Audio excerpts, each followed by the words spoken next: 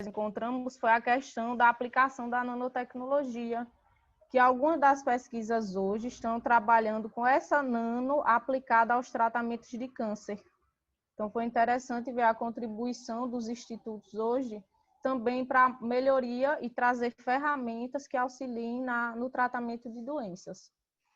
Dentro dessa análise, a evolução, como eu havia falado, ele mostra depósitos de 2008 a 2016, nós não tivemos mais após 2016, porque o último edital que saiu para contemplar institutos foi em 2014, depois desse edital não houve mais editais, então nós não tivemos mais oportunidade de gerar novas propostas, que certamente as universidades têm riquíssimos pesquisadores que podem trazer novas propostas de institutos e pesquisas, porque hoje os que existem, até a Universidade Federal de Sergipe, tem pesquisadores que alguns estão na área da saúde e na área de agrária, trabalhando com esses institutos em parceria com profissionais de outros estados, mas ainda falta um investimento para gerar novos editais para essas pesquisas. Dentro dessa área dos INCTs, ele foi dividido em 8 áreas: saúde, nanotecnologia, energia, exatas e naturais, agrária, engenharia e tecnologia da informação e ecologia. A área que teve mais depósitos foi a saúde, 540, e a de nano foi a que teve 224. Então, foram as áreas que prevaleceram com maior número de pesquisas. A mesma coisa ocorreu com relação ao crescimento dessas produções, que ficaram até 2016. Só a área da saúde que teve a última produção e a área de energia de 2016, e não houve mais pesquisas, além das pesquisas científicas, porque todos os institutos, os pesquisadores também produziam artigos. Só que nós só fizemos os levantamentos das patentes especificamente. Dentro dessa pesquisa, nós também analisamos a participação, né? A participação entre universidade, inventor e empresa. O que nós percebemos? A maioria dessas produções estavam entre universidade e inventor. Era pouca participação de empresa. A participação maior de empresa foi na área de energia. Isso também pode ser explicado, porque nós temos uma lei hoje que permite, a lei, se eu não me engano, 9.991, que trouxe essa participação das empresas do setor de energia para que elas investissem em pesquisa e desenvolvimento.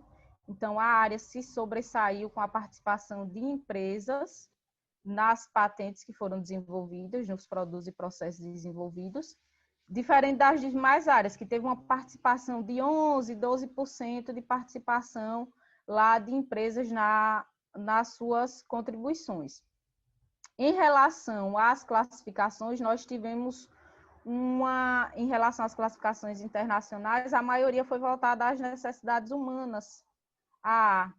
Foi bastante proveitoso ver a evolução dessas produções, porque algumas delas já foram concedidas as patentes, não todas. Ainda algumas que foram a maioria não foi concedida ainda, então mostra ainda a necessidade de melhorar esse processo de avaliação, que também são muitas questões à parte quando você faz essa específica análise, mas o que se percebeu no contexto desse trabalho, que ainda é preciso estimular essas parcerias, essa cooperação entre universidade e empresa, estimular para que surjam novos editais, como esses que desenvolveram esses institutos, estimular para que os institutos que ainda existem tragam novas produções, porque as produções pararam depois de 2016, então nós não tivemos mais retorno desses institutos, e esses institutos tiveram a concessão eles receberam verbas para desenvolvimento de laboratório, trouxeram pesquisas muito interessantes, aplicaram vários produtos e processos, muitas produções de artigos científicos, mas a produção de lá parou em 2016. Então, seria interessante o estímulo a essas pesquisas e também trazer meios para que outras empresas, no caso, participem dessas pesquisas, podendo crescer também essas áreas que foram estudadas. Uma das áreas que não houve nenhuma produção tecnológica foi a área de humanas e sociais, mas quando eu estava desenvolvendo a tese, eu apliquei um questionário com os pesquisadores destas áreas específicas e alguns das áreas de humanas explicaram que eles produzem muito pesquisa científica, mas desconheciam um pouco da aplicação da pesquisa tecnológica e não participavam. Não que não se interessassem, mas porque eles direcionaram suas pesquisas para a área científica. Então, tinham muita produção de artigo científico, mas não de produção tecnológica, como foi o caso das patentes. As demais áreas teve produção, sendo que a área de nano e saúde foi a que mais apresentou um percentual assim relevante, dentre as 1.043, mais de 700 foram dessas duas áreas. Então, nós tivemos um retorno muito positivo da área da saúde, também porque a área da saúde tem o maior número de pesquisadores e o maior número de institutos. Dentre os 119, 39 são da área da saúde. Então, o que se resume sobre essa pesquisa? Que é importante estimular essas parcerias e é importante conhecer também o papel dessas pesquisas no Brasil, porque todas essas estão sendo aplicadas em benefício e trazendo soluções inovadoras para alguns problemas que existem no nosso país. Porque um dos objetivos dos INCTs foi isso, trazer soluções inovadoras que pudessem contribuir para o Brasil. Só isso, pessoal.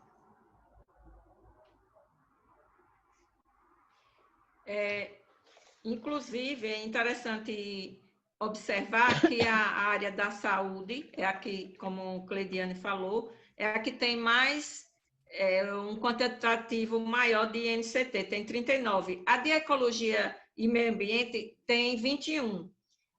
Já a de energia tem apenas 10, né? A que menos tem INCT na área de energia. No entanto, 51% das patentes são da área de saúde, enquanto 21,5% das patentes são da área de nanotecnologia. Em terceiro lugar, vem a energia, com 7% das patentes, né? Então, é interessante você observar essas diferenças, né? A ecologia, que é a segunda, que tem mais número de INCT, né, na área de ecologia e meio ambiente. No entanto, é a que tem o menor número de patentes, tá?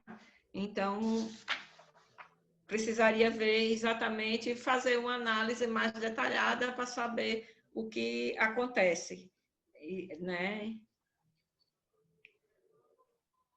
É isso.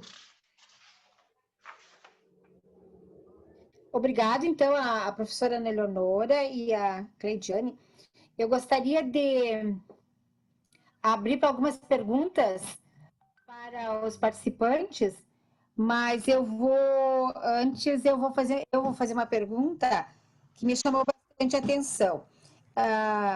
As exatas, não sei se eu estou interpretando correta, a tabela 4, quando tem a classificação internacional de patentes mais presentes por área, as exatas têm 4, enquanto que a engenharia e a tecnologia da informação, 2. Me parece, assim, fazendo uma análise não muito aprofundada e pensando, fazendo uma inferência, me parece que a engenharia e a área da tecnologia da informação deveria ter mais patentes. Vocês chegaram a verificar o porquê desse fenômeno? Chegaram a abrir essas patentes para ver, por exemplo, as exatas e naturais, que tipo de patente está sendo depositada?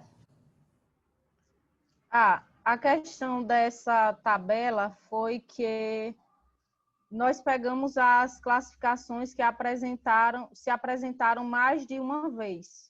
No caso, a de exatas, a que apareceu mais, foi a G09821/00. Por isso que ela apareceu 4 vezes. Mas as áreas de exatas, ela trabalhou muito com produtos.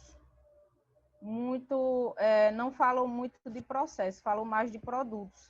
E a área de engenharia e tecnologia da informação, eu achei interessante que elas trabalharam em conjunto, os profissionais de ambas as áreas trabalhavam em um mesmo instituto, né? Em um mesmo INCT. Era igual, por exemplo, a agrária, o pessoal de engenharia de alimentos partia para a agrária. Não era só o de agronomia, por exemplo. Vinha também o de agrária. Algumas patentes eu levantei mais as de nano e da saúde, que eles falavam mais sobre a questão dos tratamentos médicos, né, e de aplicações de algumas doenças, como, por exemplo, o câncer, algumas doenças respiratórias. Ok. E a nanotecnologia, ela trabalha em conjunto com outras áreas ou é só da nanotecnologia? Não, pelo que eu percebi, foi a de nano. A nano só trabalha com os de nano, só que com profissionais de várias áreas. Por exemplo, tem o pessoal de engenharia, tem alguns na de nano, também algumas pessoas da área da saúde. Só é específico o nome da área, mas vários profissionais de diferentes áreas estão nesses institutos. Não tem muita diferenciação, não. Uhum. E eu acho que foi bem colocado, né? Essa integração ainda que está faltando, né? A gente tem debatido bastante, vários trabalhos têm sido feitos dessa integração, universidade, empresa e aí até governo. E aqui dá bem para a gente observar, em termos de percentual dos depositantes, né? Que a universidade ainda continua com um percentual bem alto. E as empresas, em todas as áreas, ela tem um percentual bem mais baixo, né? Então, ainda a gente consegue visualizar que o desenvolvimento dessas patentes ainda estão dentro da universidade. Quer dizer, o conhecimento está dentro da universidade, está sendo gerado dentro da universidade e para ser levado para a empresa. E o que está dificultando e que a gente pode observar é que o conhecimento dentro da empresa ainda é um pequeno percentual. Não sei se estou numa visão correta, vocês poderiam me esclarecer se é isso mesmo e o porquê que isso mesmo. Isso está acontecendo. Qual é a percepção que vocês tiveram durante o desenvolvimento desse trabalho, né, de se mudar esses percentuais aí, que pelo menos tivesse um percentual mais aproximado em termos das empresas com as universidades? O que eu percebi lá, até eu e Ana conversamos muito sobre isso, foi a questão dessa pouca participação. A maioria dos levantamentos que nós fizemos, analisando essas 1.043 patentes entre produtos e processos, foi que há uma participação mínima das empresas. A maioria tem tanto o titular como o depositante a universidade. Tem só a participação dos professores, como os inventores, e a universidade. Foi pouca participação, por isso que o percentual dessa participação foi entre 11% 12%, o mais foi na área de energia e de exatas, que teve uma participação maior, acima de 20%, que aí teve participação de algumas empresas do próprio setor, que investiram junto com a universidade, não foi nem sozinho, foi junto com a universidade. Mas ainda falta, como a senhora falou, ainda falta muito estimular essa participação, porque eu acho que se a empresa participasse junto com a universidade, nós teríamos uma produção mais rica. Nós poderíamos aplicar mais no mercado que vem sendo produzido na universidade. E eu também vejo o seguinte, que os editais que saem ainda têm uma linguagem muito acadêmica, não é uma linguagem voltada mais para a empresa. Então, os empresários eles sentem muita dificuldade de participar também por conta disso, além de, como eu já falei, que o governo precisa incentivar mais, né? Investir mais em pesquisa e desenvolvimento em parceria com empresas, né? Como já houve no passado, aquele programa verde amarelo do CNPq, enfim, e outros, né? Então, tanto falta o governo investir, mas atualmente está havendo o inverso, né? A falta de recursos em pesquisa, em desenvolvimento e na educação, né? Como também os empresários sentem muita dificuldade de participar por conta dos editais que ainda têm uma linguagem muito acadêmica, né? Ok. Eu só peço aos participantes que coloquem as perguntas no chat, que daí eu vou repassar para as nossas convidadas. Uma outra pergunta, assim, o que poderia ser feito, né, para que aumentar, de forma a estimular o desenvolvimento de novas patentes? Na percepção de vocês. Eu acho que, primeiro de tudo, antes de desenvolver os editais, melhorar esse processo dos editais que estão surgindo, porque, como a professora falou, os editais são muito acadêmicos, o empresário desconhece e nós temos poucos pesquisadores dentro das empresas. Os pesquisadores estão na onde? A maioria, nas universidades. Exato. Então, eu acho que precisa ainda esclarecer dentro, trazer pesquisadores para as empresas. Isso vai melhorar esse processo de produção, porque aí a empresa vai conhecer e vai começar a perceber que ela precisa inovar. E ela pode trazer essa inovação fazendo parcerias com as universidades. E lembrar também, né, que o locus da inovação é na empresa, né? A academia produz o conhecimento, mas que para que haja realmente inovação é necessário que esse conhecimento vire uma tecnologia e vá para o mercado, né? Como diz a Tessia lá do Ceará, que vire uma nota fiscal, né? Então, ainda tem pesquisas, os doutores, né, como é o contrário do mundo, os doutores no Brasil estão mais nas academias. E na empresa é muito difícil você ter doutor, né? Ter uma pessoa qualificada dentro da empresa. A não ser quando houve aqueles editais que financiavam, né? O governo financiava uma pesquisa, um recurso humano de alta qualidade dentro da empresa. Aí sim, aí a inovação ocorre, né? Então a empresa vai competir melhor, porque vai ter esse suporte, né? De uma pessoa qualificada na empresa. E acontece também, não só o desconhecimento de propriedade intelectual, como também se desconhece, às vezes, também dos recursos, né, das fontes de financiamento, né? E nem sempre, eu já fui diretora de incubadora, da incubadora que era ligada à Universidade Federal de Sergipe, e participei, né, fiz com que todos os empresários ali participassem de editais. E eu tive que ajudá-los a escrever os projetos, porque eles não tinham essa prática, né? Nem sabiam como mensurar as coisas, né? E colocar o cronograma, enfim. Então, há uma despreparação, né? Por parte dos empresários, assim, de uma maneira geral, né? Ok. Tem uma pergunta aqui do Davi, ele diz o seguinte: vocês acreditam que essa baixa participação dos empresários se dá pela falta de conhecimento do tema propriedade intelectual por eles? Não só do tema propriedade intelectual, mas das fontes de financiamento, né?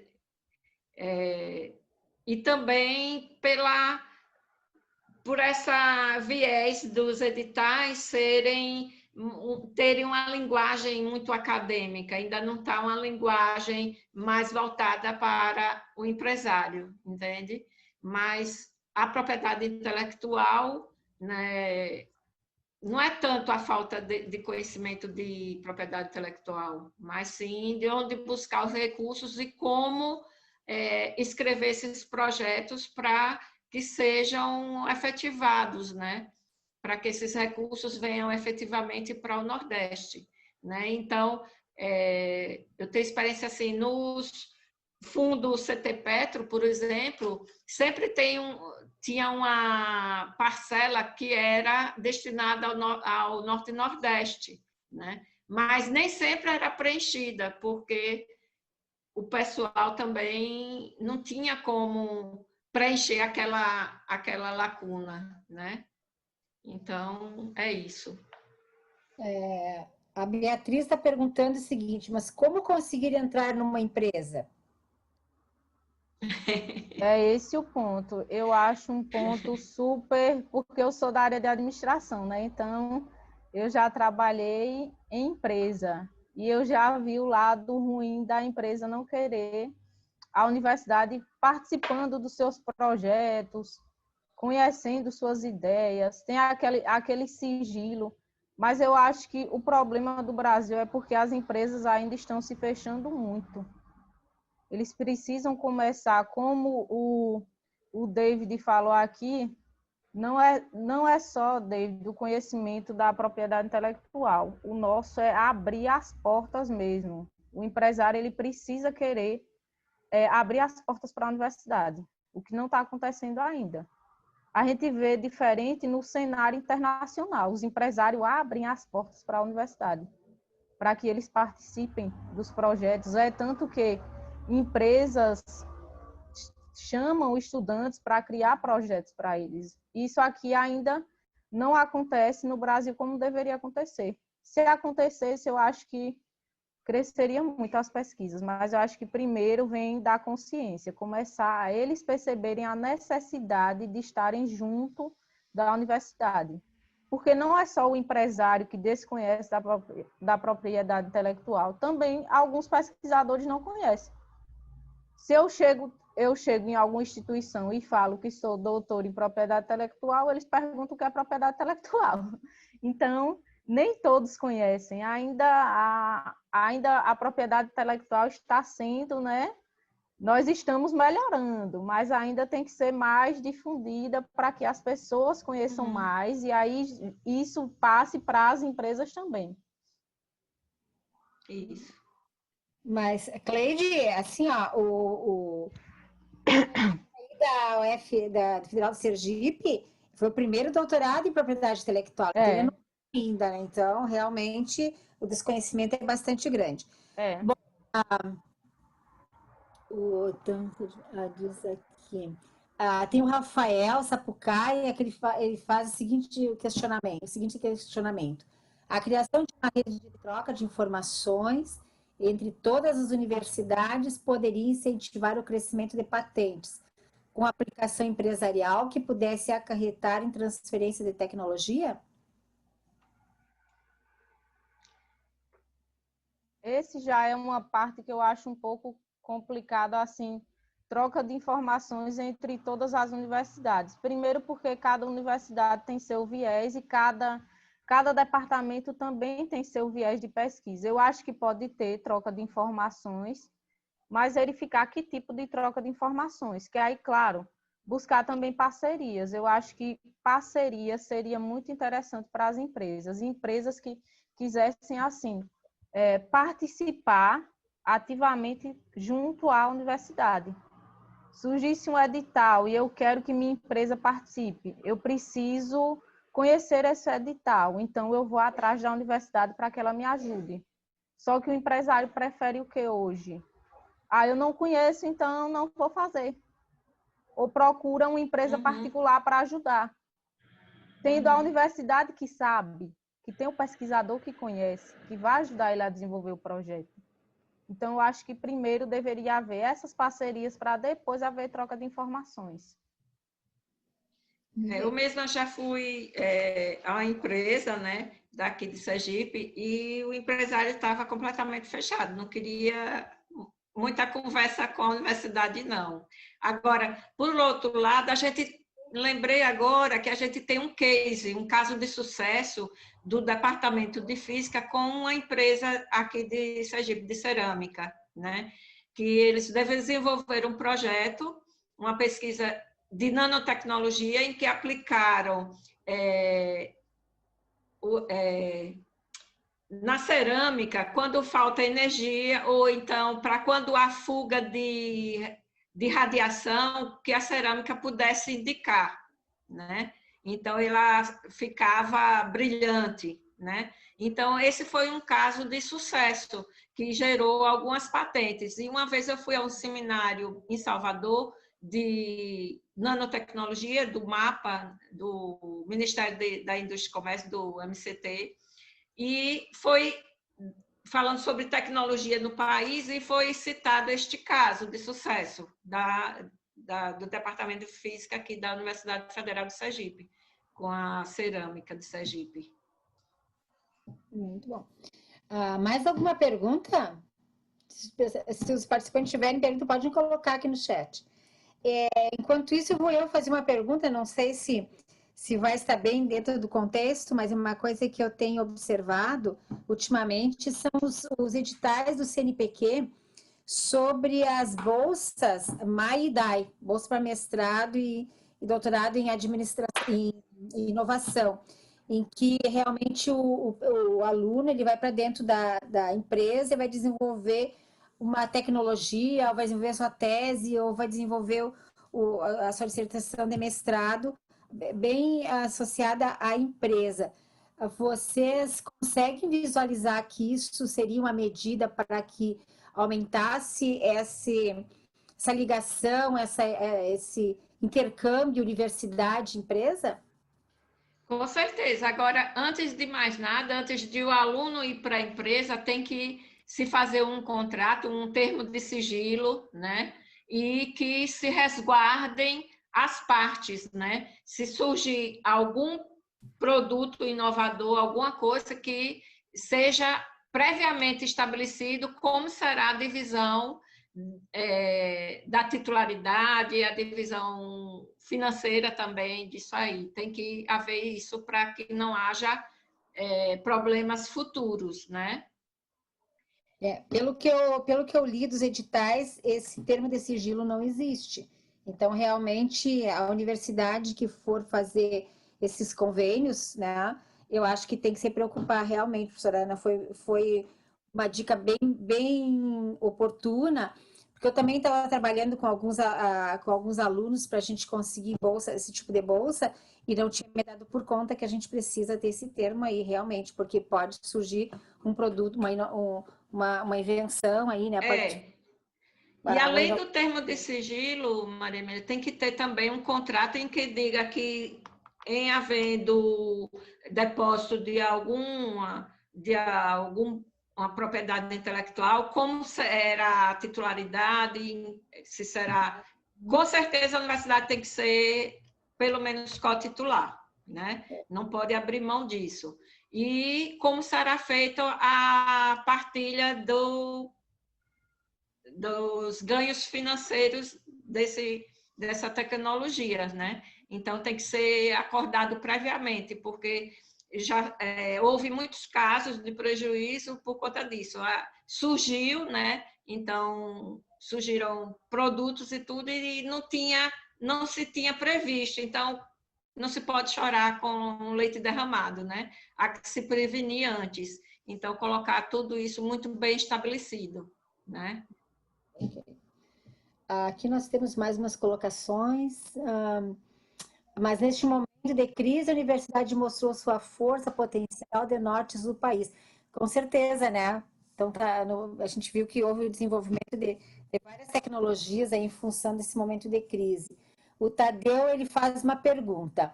A situação do Covid-19 influenciaria nesse processo de convênios quanto a novas participações nessa conexão empresa-universidade? Nós estamos numa nova realidade, né? Uma realidade assim, um tanto quanto inesperada, né? Porque atingiu globalmente, né? E então, estão surgindo soluções também que até então seriam inesperadas, né? Então, esse tipo de bate-papo aqui, antes não seria esperado uma situação dessa, né? Mas tudo na vida tem seu lado positivo. Então, em defesas de dissertação, de tese e tudo, a gente tem tido um número muito grande de participação. E na participação presencial não seria possível se ter tanta participação, né? Mas nessa conexão empresa-universidade, fica um pouco restrito, mas há que se pensar em novas formas, né, de se ter essas participações, né? Nós estamos agora vivenciando uma nova realidade com novas soluções. Então, tem que se partir para ver como seria possível essa conexão da empresa-universidade em tempos de pandemia, né? Muito bom. O Rogério pediu fazer uma pergunta ao vivo. Eu sugiro que ele faça aqui no chat, porque como nós temos cronometrando o tempo para a finalização, daí então, se puderes colocar aqui no chat, eu passo para as professoras. Diz a Leila, né, como tirar esse pensamento dos empresários. Eu acho que a professora Ana já respondeu, né? Mas se ela quiser reforçar, quais seriam as medidas, quais são as estratégias que nós podemos utilizar para que nós possamos mudar o pensamento do empresário e que o empresário possa chegar mais à universidade. Deixo para as professoras também, se elas quiserem, a Cleide ou a própria Leonora, que já estava falando anteriormente, né? Vamos ver o que tem a acrescentar. É a da Leila. Como tirar esse pensamento do empresário? Eu acho que exatamente a parte do fechado, né, para receber pesquisadores. Mas aí também eu penso assim, né, professora? A empresa está fechada, mas muitos pesquisadores também estão fechados de chegar até... Sim, tem que também ter esse vai e vem, porque também tem que o tempo da universidade a linguagem da universidade a linguagem e o tempo do empresário é outro. Então, tem que haver uma sintonia entre esses dois mundos, né? Que precisam convergir, né, também. Eu acho que ainda o empresário, ele tanto está fechado como alguns pesquisadores não adentram na empresa. Eles não querem mudar seus projetos, o que é também complicado. Eu faço meu projeto, mas vamos dizer que uma empresa sugira uma parceria comigo. Mas eu não gosto de participar desse tipo de projeto. Então, ainda há esse lado fechado também, né? Eu acho que precisa abrir a parceria entre os dois, para que os dois, e ver os ganhos que os dois podem ter também, porque o empresário não vai querer entrar sem ganhar. Aí tem que ver esses ganhos também. E também tem um outro entrave, né, que é exatamente a burocracia da universidade, né? Que é muito, em vez de agilizar o processo, né, então fica muito perdido naquela burocracia, né? Então, precisa também se ver que agilizar esse processo de parcerias, né? Com certeza tem que ser uma parceria dupla, né? Exatamente. O Rafael faz também. Quais as estratégias podem ser usadas para despertar nos empresários a percepção dos benefícios da proteção da propriedade intelectual com o depósito de patentes? Ele ter uma tecnologia e não proteger, então você está completamente descoberto, porque o concorrente está aí, né? Então vai ver o produto, então vai ver, pode fazer uma engenharia reversa e aí correr atrás e fazer o depósito, e aí ele vai ficar a ver navios, né? Então, conscientizar o empresário pelo lado financeiro, que é o que é mais compreensível, né? Porque em não se protegendo, né, você também vai perder uma fatia do mercado, né? Exato. O Davi faz a seguinte colocação: os pesquisadores realizam suas pesquisas e projetos mais voltados para a academia que para o mercado. Uhum. Eu acho que depende. Eu acho que depende, porque, por exemplo, as das patentes que eu vi era mais para o mercado. Por exemplo, o nano eram muitos medicamentos voltados a tratamentos de diferentes tipos de doenças. Então, era voltado ao mercado. Só que parte do pesquisador buscar criar seus portfólios, começar a ter, era necessário ter escritórios para fazer essa venda desses produtos que são produzidos. Não é só para a academia. Claro, tem muitas coisas que ainda precisam ser melhoradas, né? Mas eu acho que tem muita produção para o mercado. Só falta o mercado se abrir para essas produções. Mas ainda tem muita coisa dele. Ok. Não, Davi, não foi o Rafael, né, que fez. O Rafael. Eu entendi que não era afirmação, era uma pergunta. Talvez eu, no momento de fazer a pergunta, que faltou entonação. Mas é o que eu estava dizendo que eu acho verdade, porque até pelo nosso sistema, dependendo da área, agora a Cleitinho já falou que na área da nanotecnologia, ela encontrou muitos pesquisadores desenvolvendo pesquisas voltadas ao mercado. Mas é que é em função da especificidade da área. Quando a gente olha outras áreas, por exemplo, nas humanas e sociais, a gente não encontrou nada de... É para academia. É para academia. E também eu acho assim, a falta de incentivo. Agora eu acho que está se abrindo mais essa possibilidade e um incentivo bastante grande, até acho, em função do pesquisador ter produtos tecnológicos. Porque o pesquisador ele tá associado a um programa de pós-graduação que até então a produção tecnológica valia muito pouco. O que valia mesmo eram artigos, certo? Então, não me adiantava ter lá 4, 5 patentes depositadas ou já concedidas se eu não tivesse nenhum artigo. A minha produção lá seria zero.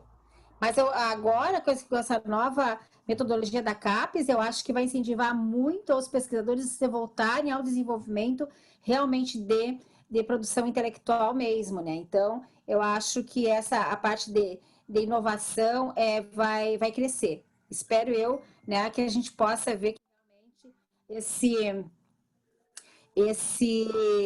esse momento, inclusive, do que nós estamos passando, dessa pandemia, sirva de reflexão para o nosso desenvolvimento de uma forma mais efetiva com as empresas. A gente vê que as empresas em todas as áreas estão precisando de profissionais, estão precisando de recomendações, tem muitas empresas que estão meio que perdidas, e acho que é o momento dos pesquisadores se inserirem nessas empresas. Eu acho que no primeiro momento vai ser algo que nós vamos ter que fazer mais em termos de participação voluntária até, para depois ter um ganho mais adiante. Penso eu, esse é um pensamento meu bem próprio, não tenho nada assim eu não tenho um arcabouço teórico que dê sustentação do que eu estou falando, mas observando o que está em torno e até observando assim, o que os alunos estão fazendo, durante esse semestre que nós passamos fazendo aulas síncronas, eu observo que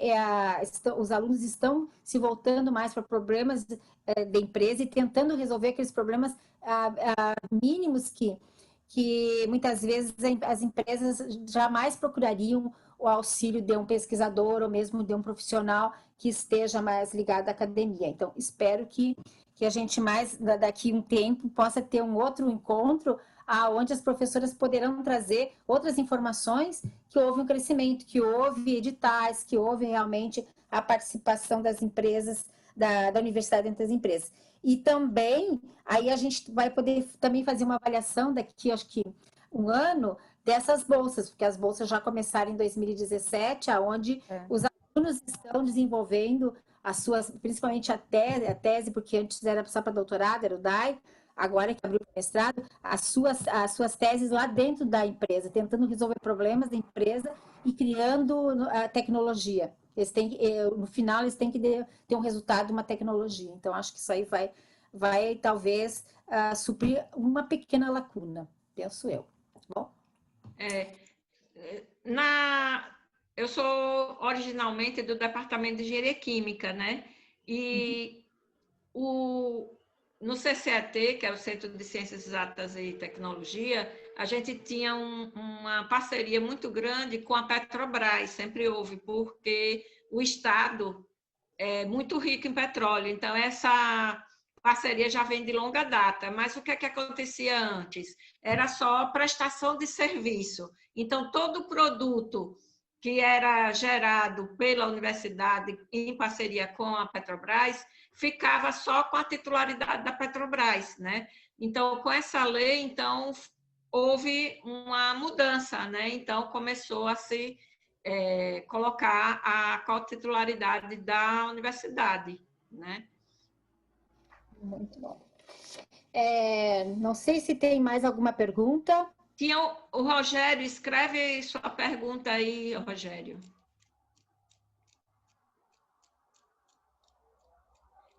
Né? Então... Estou terminando de digitar minha pergunta, já vou digitar. Tá, ok. Tá bom. Tá bom. Tá. Então, se não sabe, o Sergipe é o menor estado do país, mas já foi o maior produtor de petróleo. Os nossos campos já são maduros, né? Da década de 60. Então, já precisa de recuperação secundária. Né? Então, mas foi, assim, uma luta com a Petrobras para ver como ia se fazer a divisão, né? Dos ganhos, né? Certo. Enquanto o Rogério não coloca a pergunta dele ali, eu queria aproveitar o momento e fazer um agradecimento especial aqui, né, à presidente da API, a professora Suzana Leitão Russo, né, e organizadora desse livro. Eu no início não falei, deixei para falar agora mais no final, né, esse livro que ficou realmente muito bom, e eu acho que a Backup Books está de parabéns, né, de alta qualidade a produção, dos livros, e tem vários livros, eu vi que tem 2 livros com chamadas abertas, eu faço um chamamento aqui para os participantes que quiserem publicar, né, deem uma olhadinha lá na API, que está lá aberta o edital, tem o site da Backup, eu acho que está aparecendo, inclusive, aqui na tela, vocês podem acessar e ver os livros que estão com a chamada em aberto, né? Então, realmente, a professora Suzana, mais uma vez, parabéns pelo trabalho, né? Sempre inovadora. E o livro Transferência de Conhecimento e Empreendedorismo Inovador, a gente pode dizer que realmente a Backup ela veio para ser uma editora inovadora.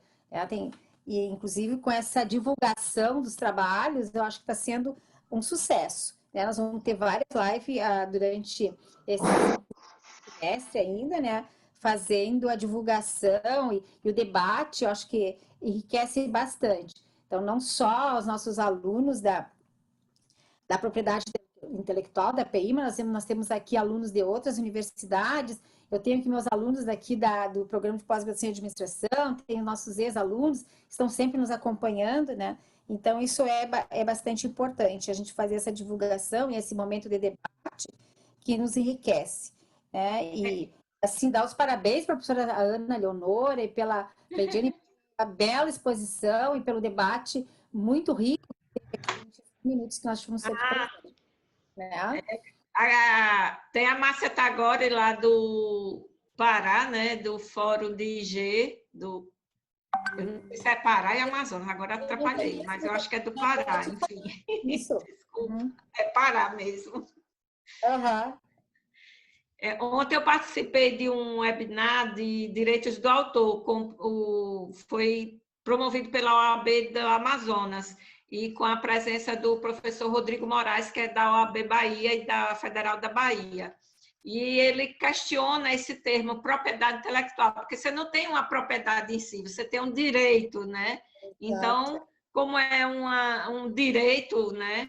Então ele acha que é mais adequado se chamar direito intelectual, mas enfim, né?